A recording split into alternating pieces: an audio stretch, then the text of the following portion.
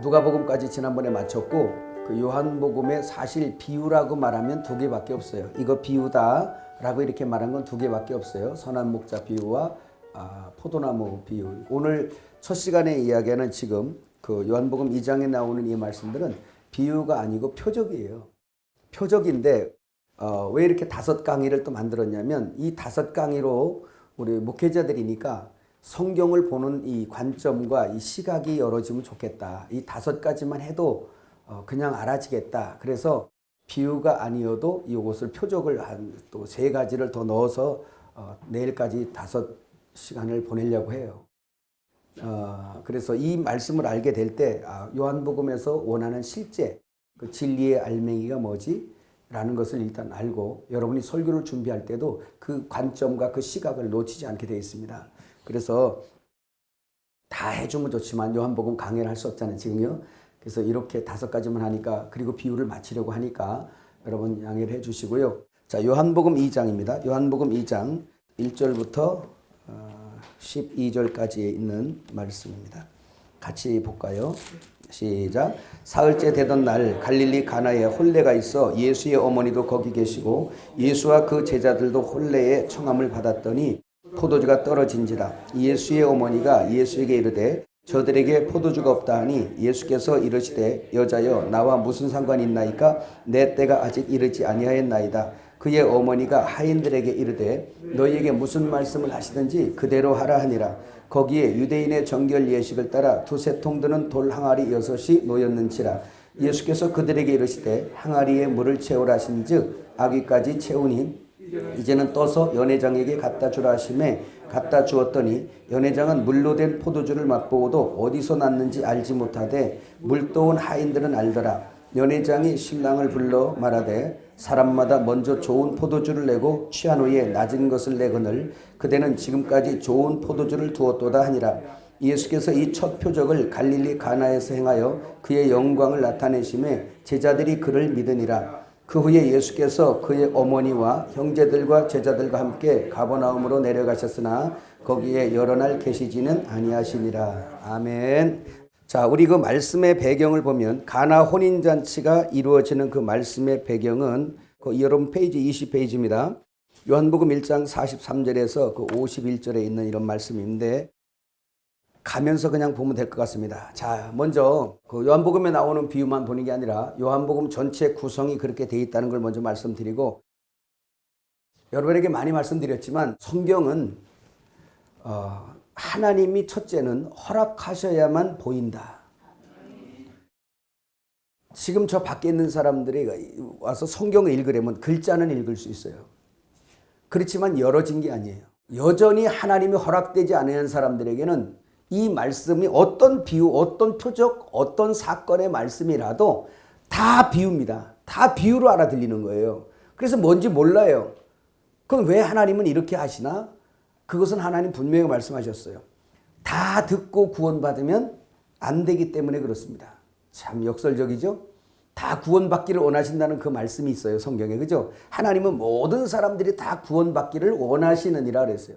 그럼에도 불구하고 비유로 베풀어 말씀하시면 저들이 듣고 깨달아 구원받을까 봐 그런다는 거예요.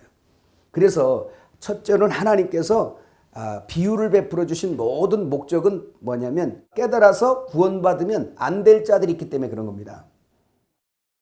그래서 그 사람들은 들으면 안 돼요. 그래서 하나님이 그 귀를 들을 수 있는 청각의 기능을 부여하지 않는다는 거. 그래서 못 들어요. 듣고 싶어도 못 들어요. 그날에 들어가고자 하는 사람이 많지만 들어가는 자가 심히 적어요. 이런 역사입니다. 그래서 오늘 요한복음도 가려진 사람에게는 여전히 비유나 여러분들에게는 열어지는 역사가 있기를 바랍니다. 그러면 여러분 이런 거 있어요. 나 성경 아는데 예를 들면 이제 뒤에도 나오겠지만 오늘 가나 혼인잔치 얘기잖아요. 그죠? 주님께서 가서 물로 포도주 만드셨네. 이야, 하나님은 능력이시네. 거기까지 알아요. 소경입니다. 네, 이게 소경이에요. 이상하죠? 성경 아는 것 같잖아요. 예수님께서 가나 혼인잔치 가셨어. 갔는데 포도주 떨어졌어. 예수의 어머니가 포도주 떨어졌다 그랬어. 예수님이 그게 나랑 뭔 상관이냐? 그 나랑 상관없습니다. 내 때가 아직 이르지 않았습니다. 조금 있더니 때가 이르지 않았더니 포도주 만들어줘 버려요. 아, 그랬더니 물로써 포도주가 돼버렸어요. 이야, 역시 하나님이네. 자, 여기까지. 그래서 나도 물로 포도주를 만들어 버리라 라고, 이렇게 저는 물로 포도주 만들어 버리라는 생각은 안 했지만, 물을 부어놓고 기름 되게 해라. 자동차에 기름이 떨어져서 그건 해보려고 시도를. 물로 포도주 만드는 분이 기름은 못 만드나. 이게 보세요. 그럴 수 있는 능력도 있지만 여기에서 물로 포도주 만드는 것은 하나님께서 뭔가를 그 속에서 제시하시고 싶었던 거잖아요. 무언가를 말씀하고 싶었던 거예요. 그래서 우리가 주님의 기적에만 머물러 있으면, 표적에만 머물러 있으면 당신 소경이란 얘기예요. 여전히 소경이란 얘기예요. 하나님의 의도를 정확하게 알지 못한다라는 거. 그래서 이게 가나 혼인잔치뿐만이 아니라 사복음서에 나타난 모든 기적과 표적과 비유들이 다 그렇고, 성경에 나타난 모든 말씀들이 표피적으로 그렇게 읽어버리면 표피적으로 알아듣고 표피적인 삶을 살고 그런 인식 속에서 설교하고 목회하기 때문에 여러분에게 보내는 모든 사람들을 겉껍데기 신앙으로 만들어가는 거예요. 껍데기라는 얘기는 이 세상에서 육의 삶으로 그냥 이것이 하나님의 축복이려니 하고 제시할 수밖에 없어요. 하나님은 그런 거를 원하는 게 아니죠. 유대인들도 그런 껍데기로만 십계명 지키다가 결국은 예수님을 못 만났어요. 우리들에게 그런 일들이 없기를 주의 이름으로 축복합니다. 자, 가나 혼인잔치의 사건은 예수님께서 공생애를 시작하면서 처음 베풀어 주신 표적입니다. 자, 의미가 있겠죠? 자, 분명히 먼저 말씀을 드리는 것은 여러분 성경을 읽으면서 예수님이 지금 갈릴리 가나 가셨네, 가버나움 가셨네, 베다니 가셨네 라고 하는 이 모든 그 사건이 주님이 그냥 오셔서 이렇게 다니시다가 그냥 그런 일이 생겼어, 어디 가는데 문둥병자를 만났어, 이러는 게 아니에요. 예수님은 철저하게 고린도전서 15장 그 1절에서 3절의 말씀처럼 성경대로, 미리 성경에 약속한 대로 오시고 성경대로 이루시고 성경대로 죽으시고 성경대로 부활하시고 다시 성경대로 가시고 성경대로 오실 분이거든요. 이 세상 3년 반 동안 공생의 생활하실 때 그분이 가시는 타이밍, 시간, 이 시간이나 장소나 그 사건의 내용이나 그 환경, 무대 연출하신 것처럼 그 환경을 다 안배하시는 것도 가다 보니 되어진 게 아니에요. 전부 다 하나님께서 그걸 미리 대본대로 가는 거예요. 그게 각본대로 가는 거예요. 그래서 어디는 어디 가는 이유가 있고 거기서 그 사건이 반드시 있어야 되고요. 그 사건에서 소경을 만나야 되고요. 그래야 거기에 그 맞게끔 그 말씀을 해내는 겁니다. 그래서 성경을 연구하면서 가만히 보면 이야, 기가 막힌 거예요. 시간, 장소, 사건, 말씀 모든 것들이 하나도 의미 없이 된 게 없어요. 전부 다 시간에 맞췄어요. 주님이 예루살렘 올라가는 것도 절기에 다 맞춰서 가시고요. 그 날짜까지 전부 다 7대 절기 공부하다 보면 나와요. 전부 다 맞춰서 가셨어요. 그냥 막 다니신 분이 아니세요. 이해 가십니까? 예, 그런 먼저 기본적인 생각을 가지고 우리가 말씀을 한번 들어가면, 여러분 성경 사복음서도 특성들이 다 있죠. 전에도 말씀을 드렸지만 여러분 요한복음 전체를 볼 수 있는 이 눈을 잠깐 보는 거예요. 성경을 볼 때 예수라는 안경을 끼고 제가 여러분에게 보라고 그랬죠. 그죠? 성경을 볼 때 무슨 안경? 더 폭을 넓혀서 성경만 볼 때 예수라는 안경을 끼고 보는 게 아니고 우주 만물과 우리의 삶 모든 자체를 전부 다 예수라는 안경을 끼고 보면 그 속에 하나님의 진리로 가득 차 있어요. 예, 어디를 가도 진리예요. 어디를 가도 그 속에서 하나님과 하나님의 뜻, 하나님의 경륜의 그 어떤 행정을 발견하게 될 수 있습니다. 여러분 우리 간단하게 성경만 가지고도 마태복음 얘기했죠. 마태복음은 어떤 예수를 증거한다고? 왕이신 예수. 왕이신 예수를 증거해요. 그래서 같은 예수를 증거해도 왕이신 예수. 그래서 마태복음 무슨 복음? 사자복음이라는 왕. 그 동물의 왕 사자. 그래서 마태복음에는 족보가 왕의 족보가 나오는 거예요. 그리고 거기 마태복음 1장 1절의 9절의 말씀이 뭐예요? 아브람과 다윗의 자손 예수죠. 그럼 뭐예요? 아브람은 무슨 조상이에요? 믿음의 조상이죠. 다윗은 뭐예요? 왕이죠. 믿음으로 왕 노릇하는 성경이에요. 모세 빼버린 거예요. 모세는 율법이잖아요. 율법으로 왕이 되는 게 아니라 믿음으로 왕이 되는 성경, 마태복음, 그걸 제시하는 거예요. 죄인 되었던 자들이 예수를 믿음으로 왕 노릇하는 사건, 그 성경이 마태복음이란 말이에요. 그래서 아브라함과 다윗의 자손 예수 그리스도의 세계라 이렇게 나가는 거예요. 이해가시죠? 그런 거 하면 마가복음 있죠? 마가복음 누굴 증거할까요? 예수 증거하겠죠? 마가복음은 족보도 없어요. 처음부터 섬기는 일하는 걸로 나와요. 그래서 귀신 쫓고 병 고치고 막 하면서 복음 전하는 걸로 나와요. 종의 복음이라고 그러죠. 종. 그죠? 여기는 왕이고 여기는 종. 여기는 그래서 뭐라 하냐? 송아지 복음이라고 그러죠. 소는 그냥 종으로서 일하는 거잖아요. 그래서 마가복음은 송아지 복음. 자, 종은 족보가 있다 없다? 없죠. 그냥 주인의 소유입니다. 그래서 여긴 족보가 안 나와요. 자, 누가복음은 뭐를 예표한다고? 그 사람, 인자죠. 그래서 인간답게 살려면 누가복음 좀 많이 읽어야 돼요. 사람으로 오신 예수 이 부분을 증거하고 있는 것입니다. 그래서 인자, 여기 인자죠. 자, 그 다음에 요한복음도 예수를 증거하겠죠. 그래서 요한복음은 독수리 복음이라고 그러죠. 그죠? 하늘의 왕 누구? 독수리 복음이라고 그래요. 자, 사복음서가 다 예수를 증거하지만 특성이 있게 이것이 되어 있어요. 그러면 지금 우리 요한복음 보낼 거니까 자, 요한복음은 하나님에 대한 그래서 요한복음 1장 1절부터 태초에 말씀이 계시니라 이렇게 시작해요. 그래서 요한복음 1장은 하늘에 계신 하나님이 사람이 되는 역사를 나타내고 있는 거예요. 말씀이 육신이 되어 우리 가운데 거하심에 아버지 독생자의 영광을 보는 거예요. 그죠? 근데 은혜와 진리가 충만하다 그러죠. 그러면 자, 요한복음의 구성 자체가 하나님이 뭐 되는 거? 하나님이 사람이 되는 역사예요. 말씀 육신 되는 거. 그러면 하나님이 사람 되는 역사는 뭐냐? 다시 사람으로 뭐 되게 하는 거예요? 하나님 되게 하는 거예요. 이렇게 말하면 여러분 또 안 들은 분들은 오해할까 봐 하나님 된다 그러니까 하나님과 동등인가? 그런 게 아니라 생명으로는 동등이에요.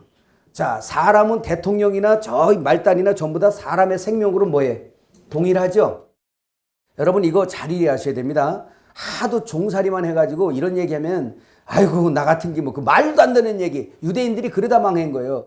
네가 어떻게 신성모독을 하는도다 이러다 망했다니까요. 근데 하나님은 우리를 그렇게까지 축복시키려는 거예요. 마귀는 영광스럽게 화롭게 하다가 쫙 불못으로 가는 거고요. 우리는 흙으로 존재가 있었지만 하늘로 이끌어가는 거예요.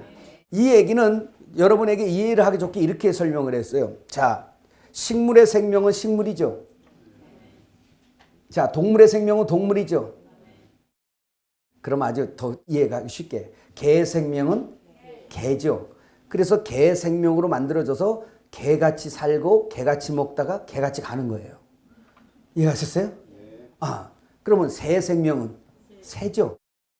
그러면 새 생명은 새 생명으로서 그 생명의 요구를 따라 먹고 생명의 요구를 따라 자기의 삶을 살다 가요. 사람의 생명은 사람이죠. 그러면 사람의 생명은 사람끼리 결혼하죠. 사람은 죄도 지을 수 있죠. 자, 그 다음에 하나님의 생명은 뭐예요, 그러면? 하나님이잖아요. 그죠? 그럼 하나님의 아들은 하나님이에요?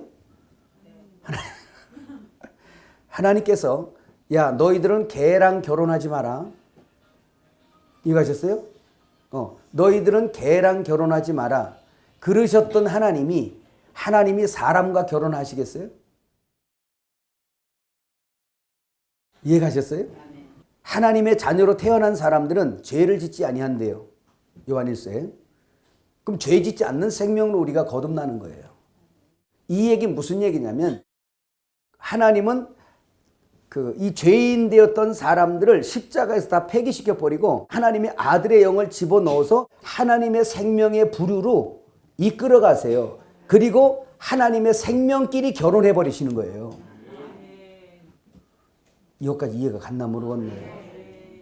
이것도 마음이 꼬이면 요것만 싹 듣고 가가지고 엘림에 갔더니 뭐라고 하는지 알아? 사람이 하나님이래. 사람이 하나님 되겠나? 사람 하나님. 그렇게 얘기를 하죠. 그건 맞는 말이에요. 네. 여러분 너무 낮추지 마세요. 하나님이 얼마나 우리를 그 진흙 같은 데서 우리를 끌어올려서 당신의 부류로 하나님이 우리랑 결혼한대요. 하나님은 하나님께 결혼하는 거예요. 하나님 할 때 그 삼위 하나님인데 생명적으로 하나님의 생명이 다르고 인간의 생명이 다른 거예요. 이해가시죠? 혹시 개랑 결혼하는 것을 합당하다 생각하는 사람 있어요? 없죠? 이와 마찬가지예요. 그래서 오늘 하나님은 사람이 되셔서 오셔서 십자가에서 이 부분을 처리되고 이 사람의 하나님의 생명으로 말미암아 이제 하나님하고 결혼하는 거예요. 그래서 성경은 혼인잔치에 대한 얘기가 엄청 나오는 거예요. 결혼 얘기가. 여기까지도 이해가시면 안 돼요. 자, 그럼 볼까요? 특별히 요한복음은 이분법적 용법으로 기록되어 있는데 그 요한복음 속에 많이 사용되어지는 주제가 있어요. 거기도 있는데 첫째, 하나님과 사람. 이거죠. 하나님과 사람, 이 단어들을 보면 다 그렇습니다. 그 다음에 하늘과 땅, 그 다음에 생명과 사망, 예수와 마귀, 하나님의 자녀와 마귀의 자녀, 빛과 어둠, 구원과 심판. 이런 단어들이 쫙 깔려 있어요. 요한복음은. 이것도 좀 볼까요? 여기 보세요. 사복음서를 저는 왜 마태복음을 맨 앞에다 놨지라는 것에 많이 의심을 가졌어요. 예전에. 성경 한참 볼 때. 가만히 보면 사실 요한복음이 가장 먼저 있어야 돼요. 왜 그러냐면 말씀이 육신이 돼서 사람이 되시고 이 세상에 오셔서 하시는 역사는 사람으로 하나님의 생명으로 이끌기 위해 함께 결혼하게 끌고 가는데 이건 거듭남의 역사가 여기서 얘기하잖아요. 요한복음에서. 그죠? 그러면 거듭남에 대해서 요한복음 역사하면 사람이 일단 태어남, 거듭나는 것이 시작이잖아요. 사람으로 하나님의 생명으로 들어가는 그렇게 거듭 태어나는 이런 역사로 시작을 해야 되는데 왜 마태복음이 맨 앞에 있지? 라는 생각에 많이 했어요. 사실 그래서 구원받는 것은 요한복음이 제일 먼저 우리에게 와야 돼요. 근데 이렇게 된 것은 이미 성경을 들춰보는 사람이라면 그 사람은 거듭난 사람이에요. 안 봐요, 성경 그냥. 그잖아요. 그게 얘기 뭐냐? 구원받아 거듭나서 태어났으면 이젠 뒤돌아보지 말고 믿음으로 왕노로 타는 대로 달리란 얘기예요. 배열이 그렇게 돼 있어요. 사복음서가 여기까지 이해가셨어요? 예. 자, 그 다음에 요한복음 전체 구성을 잠깐 보면 요한복음의 1장은 하늘에서 하나님, 말씀이신 하나님이 육신 입고 사람 되심 이걸 설명했고요. 그 다음에 2장부터 12장 50절까지는 7가지 표적으로 되어 있습니다. 그 7가지 표적으로 구성이 되어 있는데 그 뒤에 이제 박스에 나와요. 그 7가지 표적이 순서대로 이렇게 쭈루룩 막 되어 있습니다. 그 다음에 13장 1절부터 20장 30절까지는 예수님이 많이 역사된 게 아니라 십자가지에서 죽으시러 예루살렘에 올라가셔서에 있었던 일들로 꽉 차 있어요. 그냥. 그러니까 장수로는 많은데 날짜로는 뭐예요? 며칠 안 돼요. 이해가셨어요? 그걸로 꽉 채워놓은 거예요. 그 다음에 20장에 부활하고 이제 21장에 가면 이제 부활하신 주님이 제자들 속에 들어가서 파송되는 역사로 끝이 나는 거예요. 자, 그런데 가나 지방에 혼인잔치 초청을 받아서 가서 물로 포도주를 만드시는 사건이 나오는데 아까도 말씀을 드렸지만 이 모든 것들은 표적의 역사다라는 거 말씀드렸습니다. 이 표적은 거기 나오는 거예요. 세메이온이라는 말이에요. 여러분 오늘 이 말씀은 외워두고 가야 됩니다. 세메이온 뭐라고? 예, 뜻이 뭐예요? 표시, 상징 이런 것들이에요. 그러면 여러분 그간의 엘림에서 많이 말씀드렸지만 세메이온 다 표적, 표시, 비유 이런 거란 말이에요. 그럼 오늘 여기에서 물로 포도주 만들었다? 이거 뭐예요? 세메이온이에요. 표적이에요. 그럼 여러분 이제 성경을 좀 나와서 풀어진 것을 한번 보면 여러분 결혼 뭐예요? 진리예요? 여러분 결혼 뭐예요? 세메이온이에요. 그러면 실제는 뭐예요? 그리스도와 교회가 실제예요. 그 그리스도와 교회의 결혼을 설명하시려고 이 땅의 남과 여자 아담과 하와의 결혼을 주신 거란 말이에요. 그래서 아담과 하와는 결혼해서 아무리 행복해도 다 없어져 버릴 결혼이거든요. 그걸 설명하는 거예요. 이 세메이온 표시 이런 상징들은 전부 다 진리의 실제를 설명하는 것으로 존재한다라는 거, 베풀어졌다는 것을 기억하시기 바랍니다. 세메이온 자체는 상징, 그림자란 얘기예요. 율법도 그럼 뭐겠어요? 세메이온이겠네요.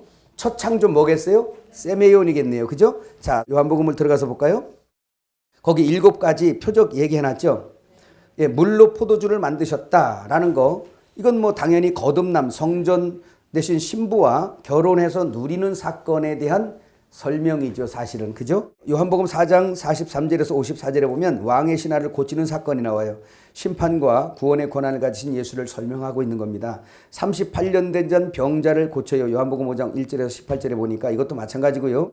요한복음 6장으로 넘어가면 그 오병이의 기적을 베풀죠. 그죠? 15절까지 보면 오병이의 기적 사건 아시죠? 다시 여러분 세미온을 정리해 줍니다. 여러분이 오병이의 기적을 일으킨 걸 보니까 예수님 한 거 나도 한다. 그래서 여러분들이 이제 물로 기름 만들어 버리자. 아니면 돌로 떡 만들어 버리자. 다 뭐겠어요? 세미온이에요.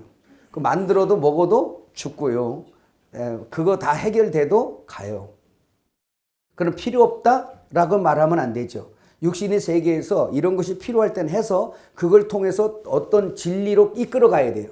확실한 것으로 이끌어 가지 않으면 그건 항상 세미온으로 끝이 나버려요. 그래서 여기서 자꾸 끝내버리면 사람들이 겉사람으로 그냥 끝을 난단 말이에요. 항상 하늘로 이끌어지지 않고. 이해가시죠? 자, 오병이의 기적을 일으키신 것은 참된 양식되기 위해 성도와 함께 사망의 바다를 통과하신 그리스도. 다시 말하면 오병이의 기적은 성찬의 그림자였어요. 그러니까 오병이의 기적도 성찬이에요. 그럼 이걸 통해서 바다 건너가서 요한복음 6장 뒤에 가보면 하늘에서 내린 생명의 산떡 얘기하죠. 그거 얘기하는, 그걸 위해서 있는 거예요. 오병이의 기적은 세미온이고 실제는 하늘에서 내린 산떡이신 예수를 먹는 거, 그 성찬, 그거 먹으면 영원히 죽지 않는 거, 그거를 설명한 거란 말입니다. 그 다음에 이제 바다 위를 걸으시죠. 6장 16절에서 21절. 이것은 아까 거기 말씀한 대로 참된 양식되기 위해 성도와 함께 사망의 바다를 통과하신 그리스도. 그러니까 세메이온에서 실제로 들어가려면 그 사이에는 사망의 바다가 있다. 이 말은 뭐냐? 고난인데요. 그건 십자가예요.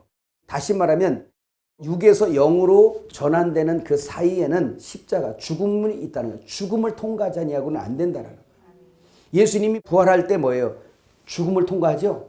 이와 마찬가지로 바다는 세상이니까 세상은 죄악이란 말이에요. 그것은 죽어 없어져야 될 것들이에요. 그러니까 이것은 죽고 넘어가야만 된다. 그래서 그 사이에 바다 사건이 있는 겁니다. 근데 그 죽음을 제자들 혼자 간다 못 간다? 못 가죠. 누굴 통해서 가요? 예수를 통해서 가요. 오직 예수님의 십자가와 연합되어 부활되어 간 사람들이에요. 그래서 가버나움에 가서야 하늘에 있는 생명의 산떡으로 친 양식을 설명을 받는 겁니다. 그래서 세미온하고 실제에 대해서 지금 설명을 하고 있는 거고, 그 다음에 이제 9장에 넘어가면 소경된 자를 고치시는 역사가 나와요. 그러면 여러분 보세요. 눈이 어두운 사람은 고쳐야 되겠죠. 그죠? 근데 이렇게 고치는 것을 그때도 많은 소경된 자들이 있죠. 그러나 이 소경을 고치는 게 목적이 아니라 이 소경을 고쳐줌으로 하나님께서 무언가를 알려주길 원하셨는데 그게 바로 뭐냐? 너희가 죄로 죽어서 소경, 눈이 감겨져 있다. 본다 하니 여전히 소경이단 말이에요. 그래서 소경을 띄워주면서 내가 영적으로 너를 살려버리면 네 눈이 떠질 거다. 그래서 영적인 눈이 떠지는, 영원히 살아나는 역사로 주님이 그 표적으로 소경을 고치시는 거예요. 그 다음에 마지막 표적이 요한복음 11장 1절에서 44절에 있는 말씀인데, 죽은 나사로를 살리죠. 자, 죽은 나사로를 살렸어요. 죽어서 무덤에 넣었는데 나흘이 돼가지고 썩어 냄새가 납니다. 자, 예수님께서 가세요. 거 가서서 나사로가 나오너라 해서 그를 살려내죠. 죽은 자를 살렸네. 뭐예요? 여기까지가 뭐예요? 세메이온. 지금 오늘은 이거 달고 가셔야 돼요. 세메이온. 여기 머물지 말란 말이에요. 그러니까 우리도 죽은 자만 살리려고, 제가 이건 많이 간증했잖아요. 장례지가 맨날 고민했다는 거.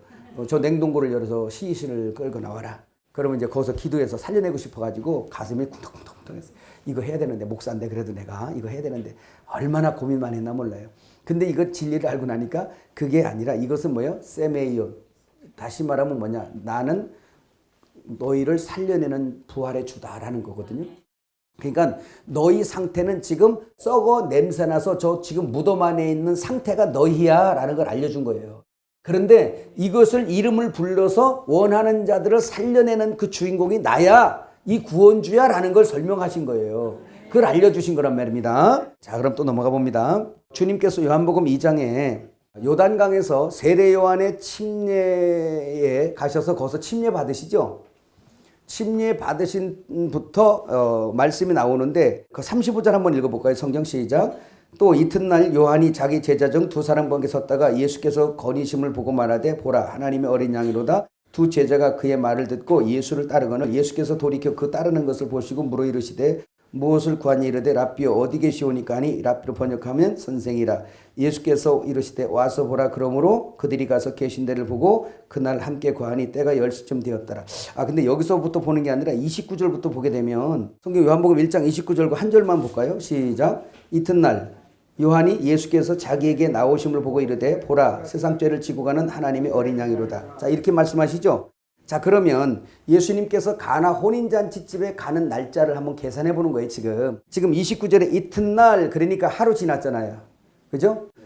자, 하루 지났습니다. 하루가 지나고 이튿날. 자, 29절에 그 다음에 35절에 또 뭐 나와요? 이튿날 나오죠. 그 다음에 43절에 또 이튿날 나오죠. 그 다음에 2장 1절 사흘째 되던 날 이렇게 나오죠. 그러니까 이튿날 하면 나흘이에요. 그리고 사흘째 되니까 가나 혼인잔치 갔을 때는 며칠째예요? 7일째예요. 7일째. 자, 그러면 창세기 2장 1절에서 3절 시작. 천지와 만물이 다 이루니라. 하나님이 그가 하시던 일을 일곱째 날에 마치시니 그가 하시던 모든 일을 그치고 일곱째 날에 안식하시니라. 하나님이 그 일곱째 날을 복되게 하사 거룩하게 하셨으니 이는 하나님이 그 창조하시며 만드시던 모든 일을 마치시고 그날에 안식하셨음이니라. 자, 그러면 7이라는 숫자는 안식의 숫자죠. 7일 날 쉬시는 겁니다. 그러면 7일 전에 6일은 뭐예요? 아직까지 다 참 안식에 대한 준비일이에요. 그죠? 그러면 7일째 가서는 안식인데 7일째 잔치가 벌어지는 거야. 자, 이거는 우선 크게 보면 이런 것이 있어요. 여러분 성경에 하루가 1000년 같은 것에 잊지 말라고 그러죠.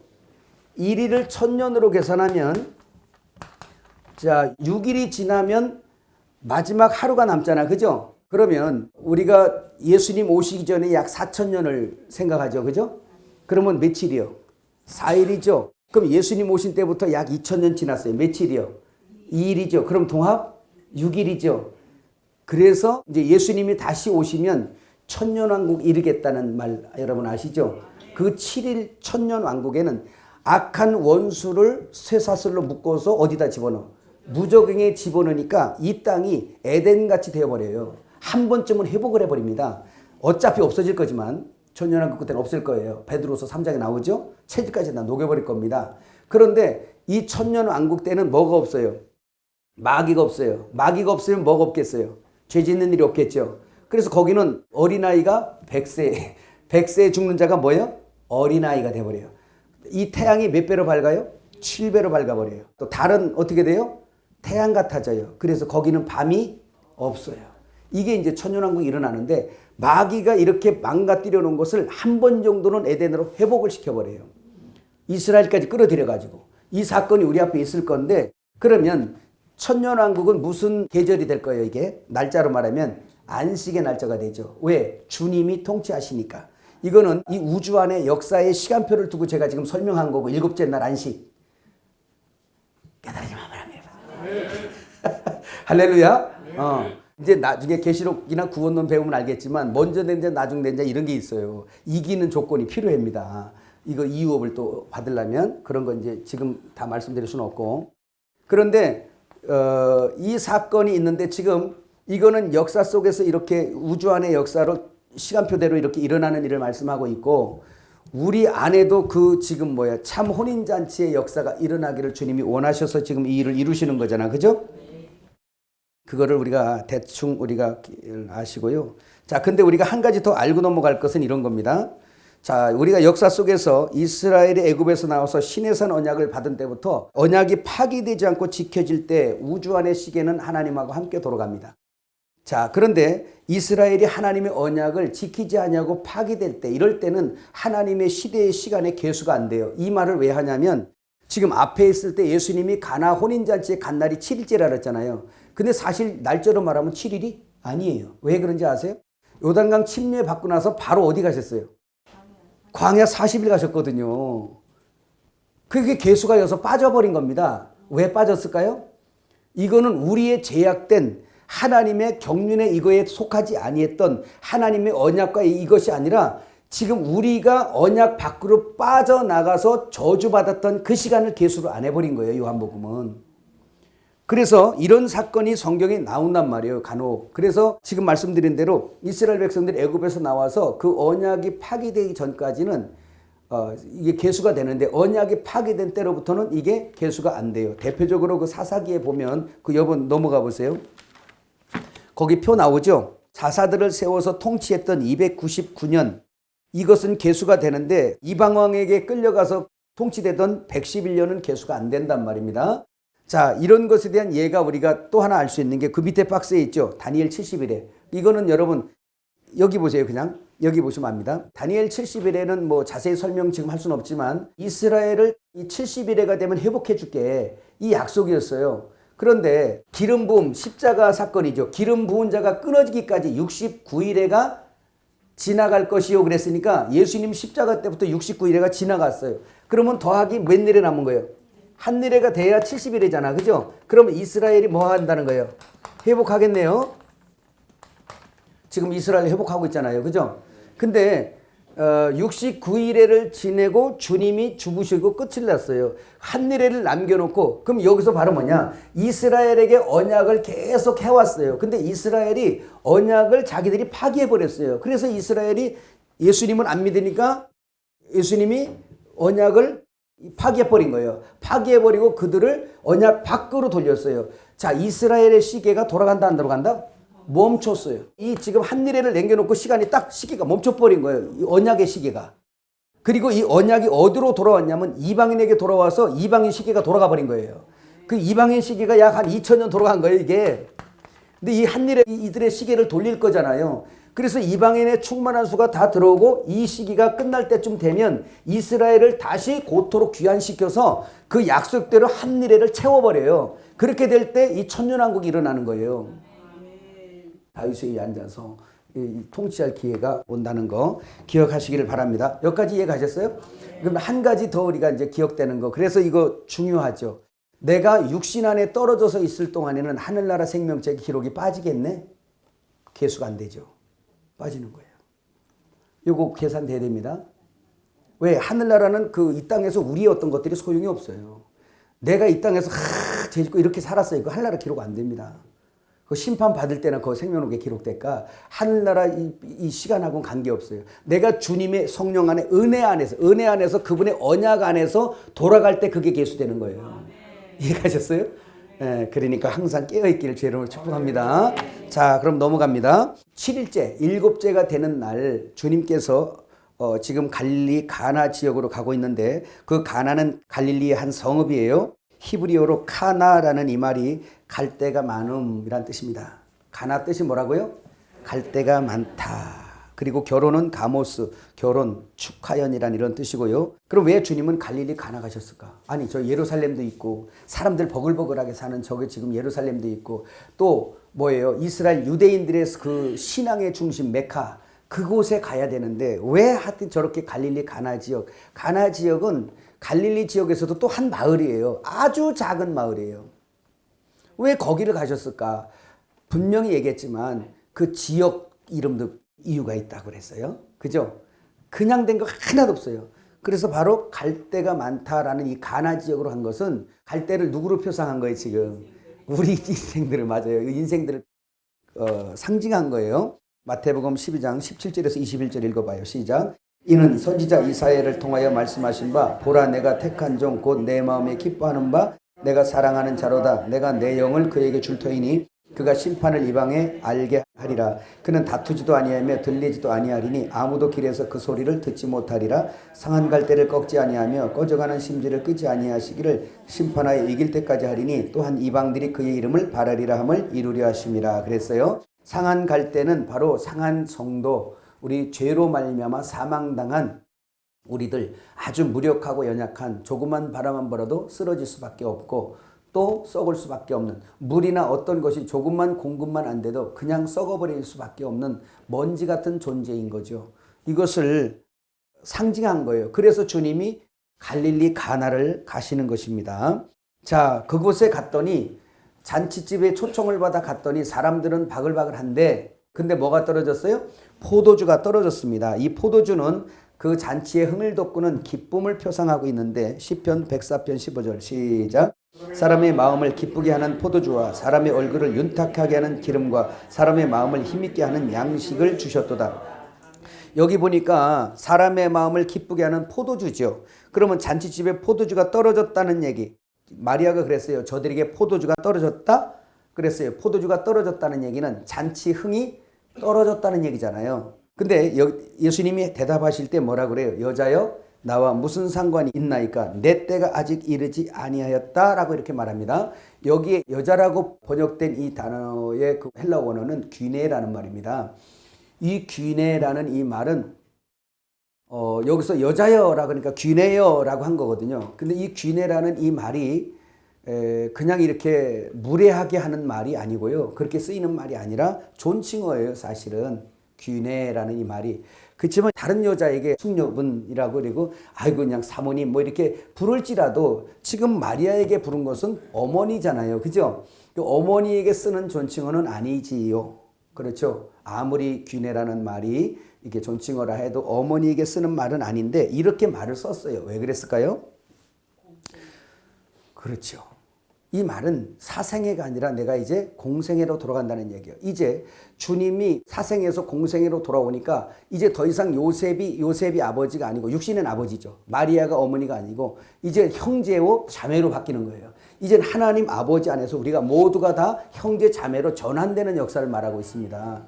이해가시죠? 또 당신도 여자의 하나다. 우리 중에 하나란 얘기예요. 천주교는 막 그냥 마리아를 그냥 엄청나게 막 이렇게 해놨지만 여기서는 그게 아니고 여자 중에 한 사람, 구원받아야 될 대상 중에 한 사람일 뿐이에요. 여기까지 이해가셨어요? 자, 그런데 여기서 지금 내 때가 이르지 아니했다. 여자여 그게 나와 무슨 상관이 있냐라는 이 말씀을 조금 우리가 들어야 됩니다. 여자에 나와 무슨 상관이 있냐라고 말할 때 이 여자의 간구는 한마디로 말하면 하나님의 경륜의 뜻을 이루는 목적을 향한 기도가 아니라 지금 마리아의 속에 사람의 그 기도가 있는 거예요. 그러니까 예수님이 범상치 않은 분이라는 걸 아니까 예수님이 나서면 뭔가를 하실 것 같아. 그러니까 예수님한테 물은 거예요. 예수요, 포도주가 떨어졌다. 이 말은 네가 나서서 한번 좀 멋있게 해봐 이 뜻이에요. 그래야 우리가 여기서 얻어먹는 것도 좀 이렇게 그잖아요. 예? 좀 이럴 거 아니냐 이런 뜻입니다. 그러니까 그것이 나랑 무슨 상관이 있냐고 해버린 거예요. 자 보세요. 이런 것들이 예수님의 무리 속에는 항상 그런 갈망을 가지고 예수님을 쫓았어요. 육의 것을 소욕을 얻으려고 자기의 이 욕구를 채우려고. 이해가시죠? 그런데 그 중에 특별히나 예수님의 형제들 중에도 많았던 거예요. 왜냐하면 예수님의 형제들도 지금 이 사람이 우리 아들이야, 우리 형이야, 동생이 하는 사람들이잖아요. 그러니까 뭔가를 자꾸 나타내기를 원하죠. 자, 요한복음 7장 1절에서 9절에 비슷한 말씀이 또 나옵니다. 시작. 그 후에 예수께서 갈릴리에서 다니시고 유대에서 다니려 아니하심은 유대인들이 죽이려 함이로라. 유대인의 명절인 초막절이 가까운지라. 그 형제들이 예수께 이르되 당신의 행하는 일을 제자들도 보게 여기를 떠나 유대로 가소서. 스스로 나타나기를 구하면서 묻혀서 일하는 사람이 없나니 이 일을 행하려 하거든 자신을 세상에 나타내소서 하니 이는 그 형제들까지도 예수를 믿지 아니함이로라. 예수께서 이르시되 내 때는 아직 이르지 아니하였거니와 너희 때는 늘 준비되어 있느니라. 세상이 너희를 미워하지 아니하되 나를 미워하나니 이는 내가 세상의 일들을 악하다고 증언함이라. 너희는 명절에 올라가라. 내 때가 아직 차지 못하였으니 나는 이 명절에 아직 올라가지 아니하노라. 이 말씀을 하시고 갈릴리에 머물러 계시니라. 자, 여기서 보니까 똑같은 내용이죠.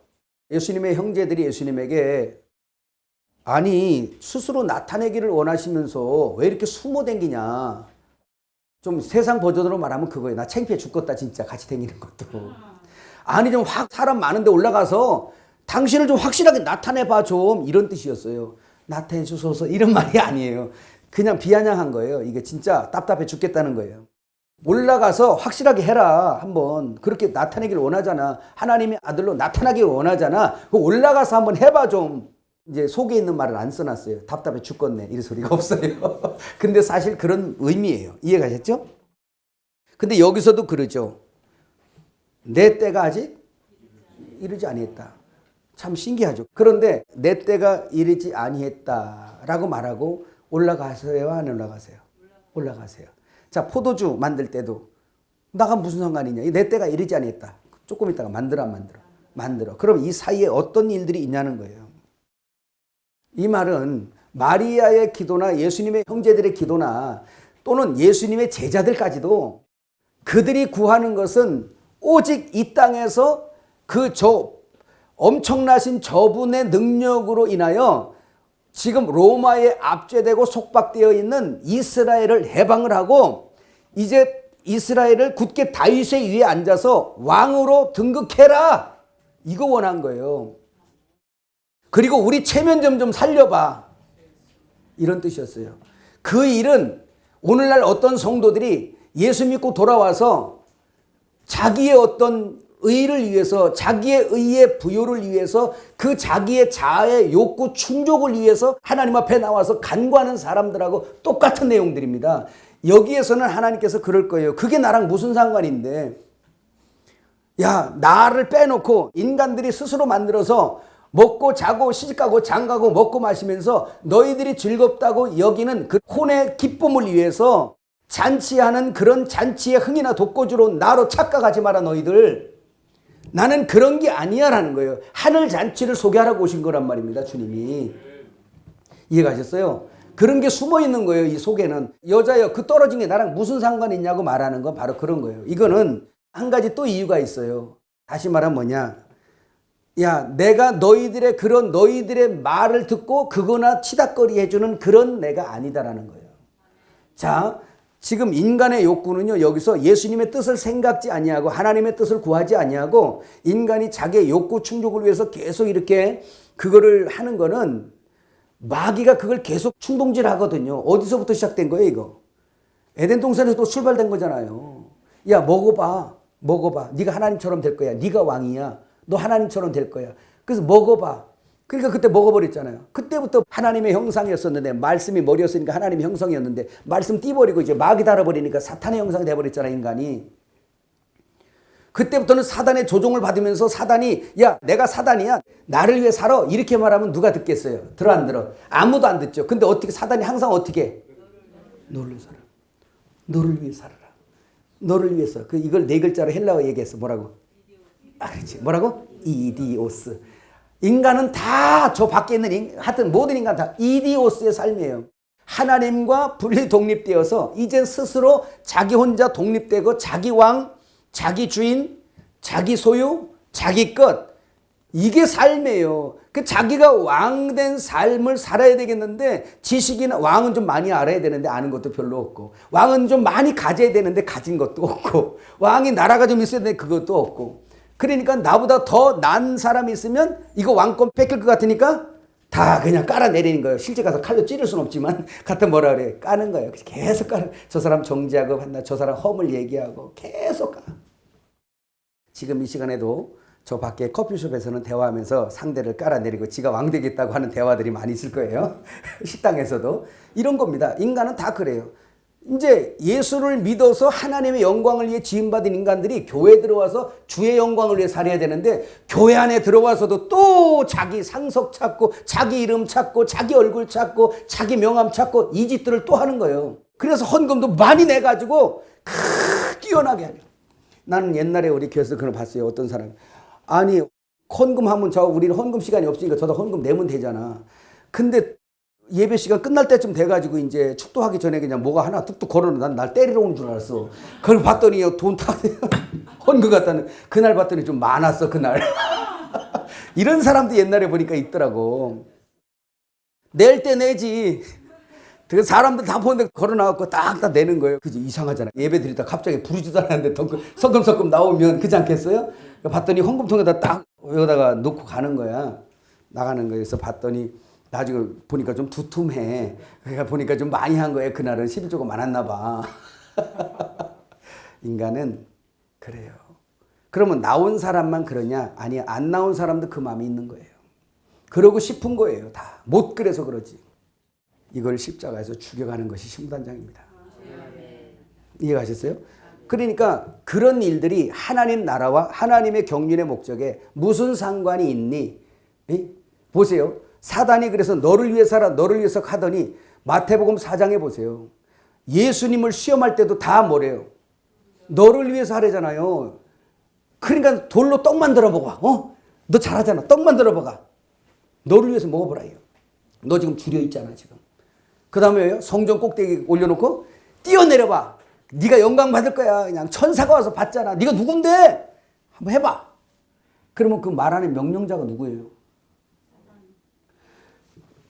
천하여각을 다 보여주고 절 한 번만 해봐. 다 줄게. 네 거 되잖아. 네 거 되잖아. 네 거 되잖아. 이거야. 그렇게 말하는 거예요. 그러면 오늘 보세요. 마리아의 청이나 사단의 말하는 것이나 모든 인간들이 구하는 것이나 다 뭐예요? 그 속에는 우리 체면도 좀 살려주고 이런 거잖아요. 주님은 한마디로 말씀하셨어요. 그게 나와 무슨 상관이 있냐. 왜 그래요? 왜 상관이 없어요? 보세요. 예수님하고 상관없이 사는 사람들도 잘 살아 못 살아? 권력 더 많은 사람이 있어 없어요? 그럼 예수님이 당신의 택한 백성들 그런 거 없어서 좀 째째하게 사니까 자존심 정말 바닥나게 사니까 그거나 챙겨주러 온. 그러니까 인간들이 스스로 만들어서 즐기는, 인간이 만들어서 포도주 주님 만들어준 거 말고 자기들이 먼저 만들었잖아. 그 포도주는 그거 자기들의 즐거움을 위해서 만든 그 포도주 그거 떨어졌다고 그래 예수님 빼놓고 그 흥이나 돋궈주러 오신 그런 정도의 예수님이세요? 그러니까 그게 나랑 여자에 무슨 상관이냐 그런 거야. 우리의 기도가 정제되어야 된다는 것도 한번 생각을 해보는 겁니다. 그렇죠? 주님 또 말씀하십니다. 뭐라 그래요? 내 때가 이르지 아니했다라고 할 때 그 때가 뭔지, 때는 호라라는 것입니다. 호라라는 이 말은 시간, 시점, 날을 의미하고 있는데 이 때가 어디로 이렇게 그 주님이 자꾸 그 끌고 가는지 한번 성경 구절, 그 요한복음에 있는 구절들을 쭉 해놨어요. 자, 한번 읽어봐요. 7장 30절 시작. 그들이 예수를 잡고자 하나 손을 대는 자가 없으니 이는 그의 때가 아직 이르지 아니하였습니다. 8장 20절. 이 말씀은 성전에서 가르칠 때에 언금함 앞에서 하셨으나 잡는 사람이 없으니 이는 그의 때가 아직 이르지 아니하였으나. 12장 23절. 예수께서 대답하여 이르시되 인자가 영광을 얻을 때가 왔도다. 16장 32절에서 33절. 보라 너희가 다 각각 제 곳으로 흩어지고 나를 혼자 둘 때가 오나니 벌써 왔도다. 그러나 내가 혼자 있는 것이 아니라 아버지께서 나와 함께 계시느니라. 이것을 너희에게 이르는 것은 너희로 내 안에서 평안을 누리게 하려 함이라. 세상에서는 너희가 환난을 당하나 내가 세상을 이기었노라. 요한복음 17장 1절에서 3절. 예수께서 이 말씀을 하시고 눈을 들어 하늘을 우러러 이르시되 아버지여 때가 이르렀사오니 아들을 영화롭게 하사 아들로 아버지를 영화롭게 하게 하옵소서. 아버지께서 아들에게 주신 모든 사람에게 영생을 주게 하시려고 만민을 다스리는 권세를 아들에게 주셨음이로소이다. 영생은 곧 유일하신 참 하나님과 그가 보내신 자 예수 그리스도를 아는 것이니이다. 자, 여기에서 지금 때를 보니까 인자의 때가 아직 이르지 아니했다. 그 다음에 인자가 영광을 얻을 때가 왔도다. 때 계속 호라 이 때를 계속 말씀하시죠. 이 때가 무슨 때냐라는 거예요. 이 때는 지금 뭘 상징하냐면 주님이 영광을 얻을 때를 기점으로 하는 거예요. 그 때로 몰아가는 거예요. 예루살렘에 왜 올라가요? 죽으러 올라가시는 거예요. 6월절 어린 양으로. 그러니까 그 때, 내 때가 있다. 주님은 때에 맞춰서 다니신단 말이에요. 그 때가 있어요. 그러면 어디로 계속 그 때를 이끌어가나 봤더니 십자가로 이끌어가는 거예요. 십자가에서 죽으셔서 진짜 포도주를 쏟아내는 그때 6 항아리에 있는 그 만든 그 포도주 말고 마지막 그 항아리 주님이 반석이잖아요. 돌로 된 이 반석이잖아요. 여기에서 쏟아낸 마지막 그 포도주 피, 그 피가 실제 사람을 깨끗하게 하는 거란 말이에요. 그리로 이끌고 가고 있는 거예요. 주님은 지금. 그래서 독사, 영광이라는 말은 독사라는 말이죠. 가장 고귀한 상태로 되어지는 상황을 말씀하고 있거든요. 자, 그러면 그 주님께서 십자가를 지러 가면서 인자가 영광을 얻을 때가 왔도다. 이런 말씀을 하세요. 죽는 게 뭐가 영광이야? 여러분 영광이에요? 주님의 십자가는 정말 저주와 모든 이런 상황이잖아요. 그런데 그 십자가에서 나타난 것은 뭐냐면 그 마지막 표적인 요나의 표적으로 그 나타난 것은 그 십자가의 죽음으로 인하여 하나님의 사랑의 극치예요. 그게. 하나님의 사랑이 거기서 증거돼 버린 거야. 나를 죽어서. 그분이 영광을 얻으시는 거예요. 이제. 그 다음에 그 십자가의 영광, 그 사랑이죠. 사랑과 함께 뭐가 또 일어나냐. 옛 창조를 정리해 버리고 새 창조. 창조 누구만 해? 하나님만 하잖아요. 창조의 주라는 게 거기서 증명되는 거예요. 내가 너희를 뭐로 만들어? 새로운 피조물로 만들어버려. 그래서 이전 것은 옛 창조는 다 우리 속에 옛 창조를 십자가에서 끝내버리고 이제 새 창조로. 그 다음에 율법을 어디서 폐기해? 십자가에서 폐기하죠. 이 죄인들을 더욱더 죄되게 하고 얽어매는, 그래서 더욱더 사망으로 끌고 가는 저 법조문을 십자가에서 완전히 이제 폐기시켜버리는 거예요. 하나님이 세운 걸 누가 폐기해? 하나님만이 폐기할 수 있는 거예요. 그거를 폐기해버리고 새 법을 제시해 주시는 거예요. 생명과 성령의 법. 그래서 그 생명과 성령의 법 아래 있는 사람들은 그 혼인잔치의 느낌을 알고요. 그 하늘의 엄청난 잔치에 참여할 수 있는 그 자격이 주어지는 거예요. 새로운 피조물로서 새 창조가 이루어진단 말이에요. 하나님으로서만 할 수 있는 거, 창조. 그 다음에 완전한 사랑, 그 은혜, 구원. 그게 어디서 일어나요? 십자가. 그 때를 향하여 계속 가는 거예요. 주님은. 그럼 보세요. 가나 혼인잔치 표적이죠. 세미온이죠. 그럼 그 안에서도 내가 이렇게 될 거야 라는 걸 설명해 주는 거잖아요. 그러면 마리아가 예수의 포도주 떨어졌다. 나와 무슨 상관이냐. 육신의 일은 나랑 상관이 없다. 그리고 내가 당신 말 들어서 되는 게 아니라 나는 누구? 오직 하나님 아버지의 말만 들어야 돼. 마귀 말도 안 듣고. 그래서 하나님 아버지의 명령을 따르는 분으로서 그 어떤 마귀의 지금 그 마리아 속에는 지금 마귀가 충동질하고 있거든요. 왜? 아까 얘기했잖아요. 내 체면 좀 살려. 우리 지금 체면 지금 내가 지금 집 놔두고 너 따라다니면서 내가 지금 죽겠다. 지금 한번 좀 이렇게 제대로 한 방 좀 해서 좀 여기서도 좀 밥 먹는데도 말이에요. 여러분 잔치집에 갔는데 수금 안 가지고 가서 밥 먹으러 가려면 좀 거시기 하지요. 잔치집에 갔어요. 포도주 떨어졌대요. 거기서 우리 예수님 한번 등장해서 짠 해버려서 미리 좀 만들어줘가지고 이야 그래버리면 마리아가 우리 아들이 하면서 속에서 겉으로 막 하면서 우리 어머니도 보니까 그러더라고. 우리 아들 그냥 이게 어머니들은 다 그런 게 있는 거예요. 말은 직접 안 해도 아주 얼굴이 틀려졌어. 제가 우리 어머니한테 그래. 연합소리할 때 혹시나 이럴 때 오실 때는 자중하셔야 돼요. 어머니 하나님 하시는 일들이니까 자중하셔야 돼요. 그래. 내가 뭘 뭐라 그래요? 어머니들 어쩔 수 없어요. 그러니까 그래도 속으로는 기쁜 거야. 여러분 그것도 어쩔 수 없어요. 우리 성도가 와서 칭찬받아 보세요. 좋잖아요. 그잖아요. 그런 것처럼 바로 그런 부분이었단 말입니다. 자, 그러면 정리를 하면 그 모든 때가 다 어디로 집중돼 있다? 십자가의 죽음으로 때를 잡고 가는 거예요. 유월절도 때가 있고요. 그래서 포도주 피 흘릴 때도 때가 있는 거예요.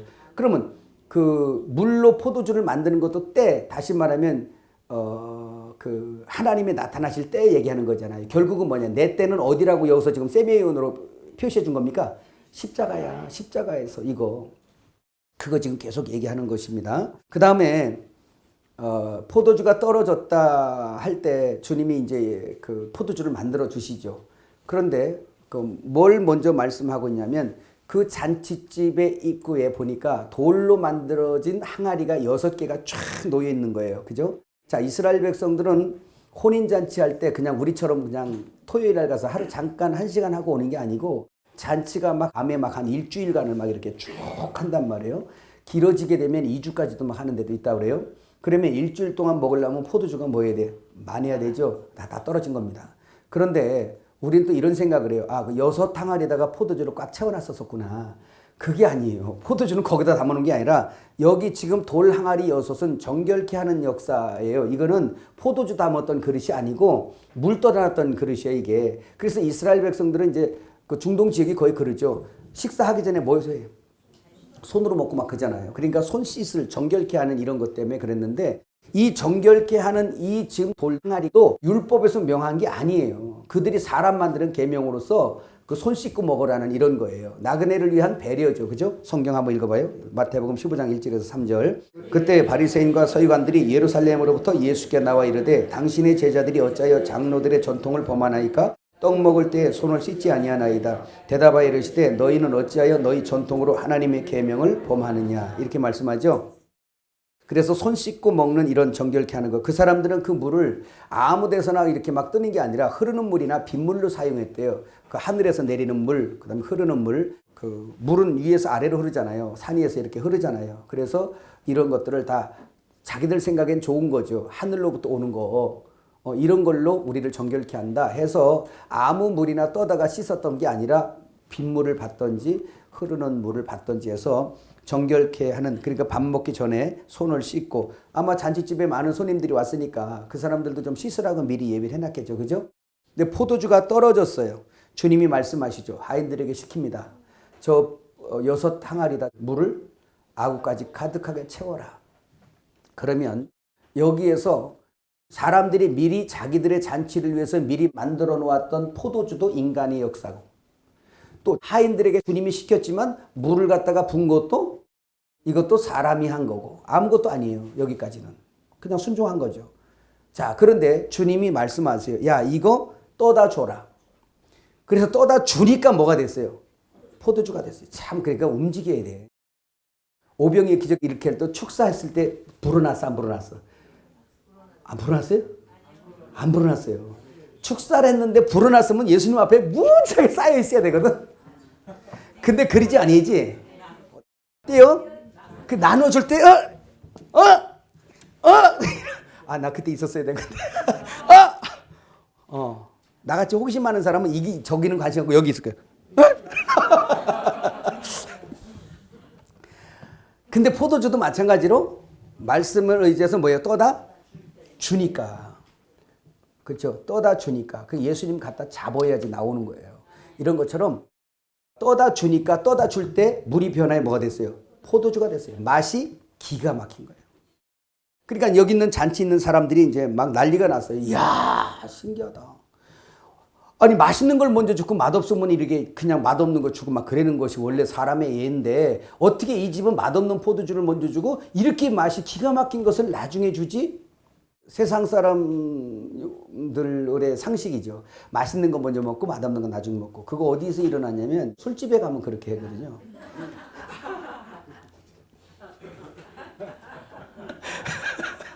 그냥 처음에는 그냥 맥주를 따도 김 퐁퐁 나는 것 같다. 탁 가서 앞에 가서 따주고 막 뽕뽕 탁 따게 해주고, 나중에 술 이제 전화해서 채고 그러면 이제 저짝으로 탁 먹고 남은 거 갖다가 버가지고 이제 뚜껑 담아다 그냥 다 갖다 들여와서 돈 다 받아 먹고 이 짓들 하고 있거든. 뭔 소리 한 거야 내가 지금. 아까도 말했지만 안식 얘기할 때 6항아리와 6날을 한번 기억해 보세요. 그러나 그 6가지는 안식의 숫자가 아니라고 그랬죠. 7일째 완성해서 하나님이 안식하는 것처럼 6항아리의 이것은 물로 포도주를 만들었어도 그 사람들이 다 죽어 안 죽어요?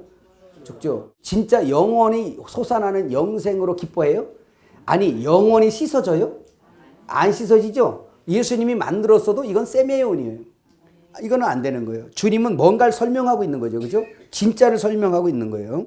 자, 이 말씀은 무엇을 우리가 설명할 수 있냐면 그 사람들이 혼인잔치에서 미리 자기들이 만들어준 세메이온의 포도주, 그 포도주를 만든 것도 다 그 하나님으로부터 나온 게 아니라 자기들이 만들었잖아요. 그죠? 이것도 온전한 잔치를 가져온다, 안 가져온다? 안 가져온다. 다른 말로 하나님을 떠난 인생들이 자기가 주인 되고 왕 되어서 자기들의 즐거움을 위해서 돈을 벌고 자기들의 즐거움을 위해서 배우고 자기들의 즐거움을 위해서 노래와 춤을 만들고 별걸 다 하지만 이 모든 것들은 다 떨어진다는 거예요. 그리고 맛이 없어. 이것이 상징이에요. 다 떨어져요. 만족할 수 없어요. 그리고 자기를 영원히 깨끗하거나 정결하게 할 수가 없어요. 이해가셨습니까? 이게 이제 내가 주는 기쁨은 세상이 주는 것과 같지 않다라고 말씀하신 것과 똑같은 말씀이에요. 내가 주는 것은 뭐냐? 뒤에 만드는 포도주 마시고, 너희들은 뭐냐? 세상이 주는 거, 그거 너희들의 즐거움과 기쁨, 너희들의 혼을 잔치하게 하는 그거 다 모자라고 항상 떨어져. 더하여 종교적인 유대인에게로 돌아가면 유대인들이 자기들이 율법으로 말미암아 의로워질 수 없음. 야, 율법 갖고는 완전히 씻어지지도 않고 죄를 해결해 줄 수도 없어. 송아지 잡고 양 잡고 비둘기 잡고 다 해도 그 피를 흘려도 이거는 너희를 정결케 할 수 있는 게 아니야. 이거는 항상 모자라. 히브리서에 나오잖아요. 넓게는 우주 안에 선악과 모고 타락된 모든 인간들이 스스로 의로워지려고 그러고 스스로 깨끗하려고 그러고 스스로 나 괜찮은 사람이라고 발버둥 치고 모든 걸 해도 그거 다 아니고 다 떨어지고 맛도 없고 다 그것은 다 떨어지게 돼 있어. 이거예요. 인간이 만드는 거는. 영원한 것이 없어 이 뜻이에요. 셈의 이유는 다 영원한 것이 없어. 자, 여러분 포도주를 만들지 아니했을 때 6항아리에 물을 갖다가 다 그 물 갖다가 씻는다고 한들 그 사람들이 영원히 정결하게 돼요? 안 돼요. 그러니까 그것도 떨어지는 거예요. 그것도 만족이 안 되는 거예요. 그래서 주님께서 그 말씀하는 거죠. 그럼 6항아리의 이 사건은 종교적으로는 율법을 의미하고 있는 거예요. 율법 아무리 지켜도 너희가 의롭거나 깨끗해질 수 없고 그 율법을 따라 제사하잖아요. 그 제사로 아무리 드려도 그거는 죄를 생각나게 하는 것이지 완전하게 씻을 수 없어. 이건 떨어지는 거야. 이걸 해결할 수 있는 것은 나야 라고 이제 설명하거나 하는 거예요, 주님이. 그래서 하인이 떠다 주니까 포도주가 됐잖아요. 그 포도주는 뭐를 설명한 것입니까? 예수의 피. 그래서 아까도 잠깐 말씀드렸지만 이 돌로 된 6항아리에 있는 포도주를 다 마셔도 이건 셈의 이온이기 때문에 먹어도 즐거운 것이 끊어져요. 다. 그렇죠? 그러나 이 사건은 셈의 이온은 실제를 설명한다 그랬죠? 마지막 항아리가 뭐예요? 예수님 몸, 돌, 반석. 그래서 예수님이 십자가에서 그 깨지니까 거기서 쏟아낸 포도주. 뭐? 예수의 피. 그 피가 온 인류의 죄를 깨끗하게 사해버려요. 정결케 하는 거예요. 정결하게 하는 거예요. 그 마지막 항아리가 사람을 온전하게 만듭니다. 그 피로 말미암아 모두가 정결함을 입어요. 그러면 보세요. 요거 하나만 이제 듣고 마쳐야겠는데 혼인잔치에 기쁨을 주시기 위한 거잖아. 그죠? 자, 여기를 볼까요?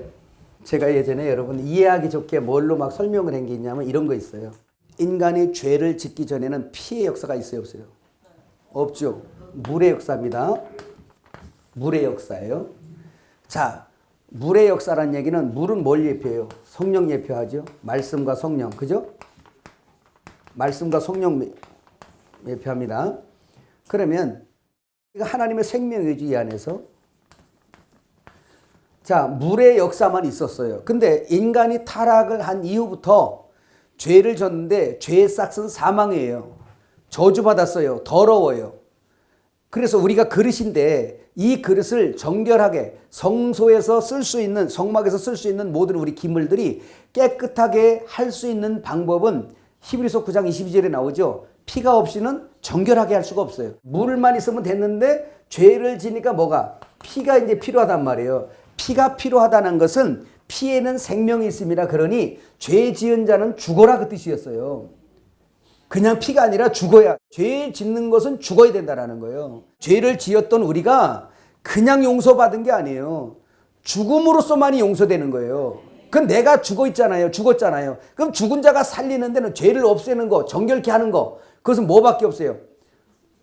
짐승의 피 갖고는 안 되니까, 세메온의 피 갖고는 안 되니까 실제 피, 대제사장, 실제 피 제물 대신 영원한 속죄 제물 대신 예수님이 오셔서 그 항아리에 피를 쏟아낼 때 그 포도주 그것으로 인하여 모든 죄가 속해지고 그의 죽음으로 우리 죽음 대신 누구 죽음? 예수님이 죽음으로 그 모든 죄가 사해지고 정결케 된단 말이에요.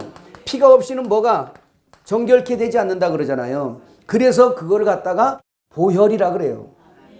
보배로운 피. 흠없는 보혈, 피. 귀한 거죠. 함부로 써서 될 일이 아니죠. 함부로 쓴다는 얘기는 날마다 우리가 죄를 먹고 마시고 맨날 그렇게 그걸 훈련되면 안 된다는 얘기죠. 그 피를 가치 없게 여기는 거잖아요. 진짜 피 흘리기까지 싸울 만큼 죄를 두려워하고 그러는 어떤 왜냐하면 죄를 그냥 우리가 가볍게 여기고 막 한다는 얘기는 뭐예요?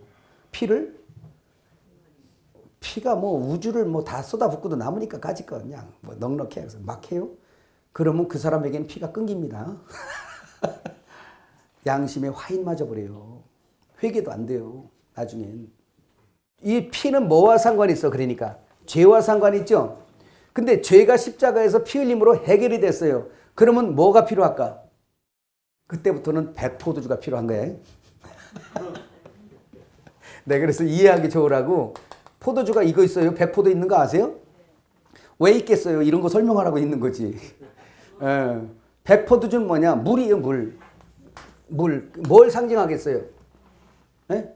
이거 원래 물이라는 헬라어 단어가 휘돌이라는 말이거든요. 분출하다, 막 그냥 막 솟아나다 이 뜻이에요.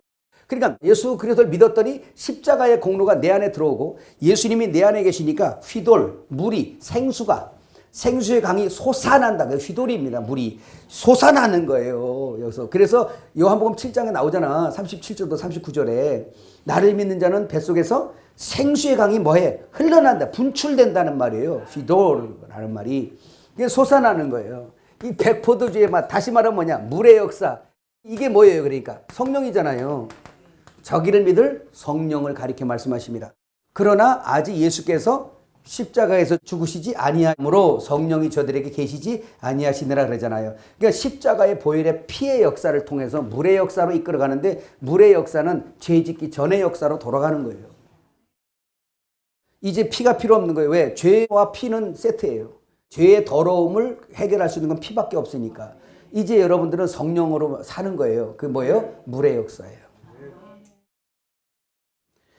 그 물의 역사가 내 안에 들어올 때 어떤 역사가 있냐? 요한복음 15장 11절. 내가 이것을 너희에게 이르면 내 기쁨이 너희 안에 있어 너희 기쁨을 충만하게 하려 함이라. 보세요. 그러니까 이 잔치의 기쁨이죠. 이제 그 포도주를 마신 자의 기쁨이에요. 죄를 사함받은 자의 기쁨이에요. 너무 신나는 거죠. 요한복음 14장 27절 28절 시작. 평안을 너희에게 끼치노니 곧 나의 평안을 너희에게 주노라. 내가 너희에게 주는 것은 세상이 주는 것과 같지 아니하니라. 너희는 마음에 근심하지도 말고 두려워하지도 말라. 내가 갔다가 너희에게로 온다는 말을 너희가 들었나니 나를 사랑했더라면 내가 아버지께로 감을 기뻐했으리라. 아버지는 나보다 크심이라. 그러니까 온전한 평안을 주시기 위해서. 로마서 14장 17절 시작. 하나님 나라는 먹는 것과 마시는 것이 아니요 오직 성령 안에 있는 의와 평강과 희락의 기쁨이라 그랬어요. 자, 바로 그것입니다. 이것이 성도의 삶이어야 해요. 자, 다른 것으로 지금 오늘 가나 혼인잔치에서 지금 말씀하는 건 공생에 들어서면서 가장 첫 번째로 표적을 이걸 보여주신 것은 뭐냐? 다른 것도 아니고 혼인잔치에 가셨어요. 이 말은 그 환경을 연출하신 거죠. 주님이. 이미 미리 안배하신 거예요. 그럼 거기 가서 뭐냐? 내가 온 목적을 설명한 거예요. 내가 온 목적은 너희들과 결혼하러 왔어 이 뜻이에요. 그래서 결혼해서 신랑인 내가 너희들에게 공급하는 생명과 안식과 평강과 희락과 이 기쁨이 너희 속에 충만하게 하려고 지금 너희 속에는 오직 저주와 죄와 사망밖에 없는데 그걸 내가 십자가에서 그 마지막 항아리에 피로 쏟아서 너희를 정결케 씻어내고 이제 물의 역사 성령을 너희 속에 주어서 이제 천국의 잔치의 기쁨 신랑으로부터 공급되는 이 잔치로 너희가 영원히 살게 하려고 내가 온 거야 라는 것을 이게 내가 세상에 온 목적이야 이게 내가 십자가에서 죽는 목적이야 라는 걸 이 첫 표적에서 지금 주님이 일단 알려주고 가는 거예요. 이걸 깨닫지 못하면 여전히 우리는 물 따라놓고 기름 만들려고 애쓰고 여전히 우리는 막 그냥 그 돌 갖다가 떡대라고 막 하려고 난리치고 그냥 그 난리만 칠 거예요. 그런 거 아닙니다. 그런 거는 다 뭐라 그랬어? 네 글자 아까 세메이온이에요. 세메이온.